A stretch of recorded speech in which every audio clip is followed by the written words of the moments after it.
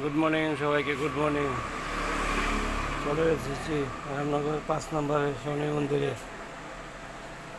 সেই শনি মন্দিরে প্রত্যেক বছর না, এবারও প্রণয় বাক্স চুরি। প্রণয় বাক্স এই অবস্থা। আগে এটা ভাঙছে, এখন এটার মধ্যে ছিল হাজার খানেক টাকা, নিয়ে গেল।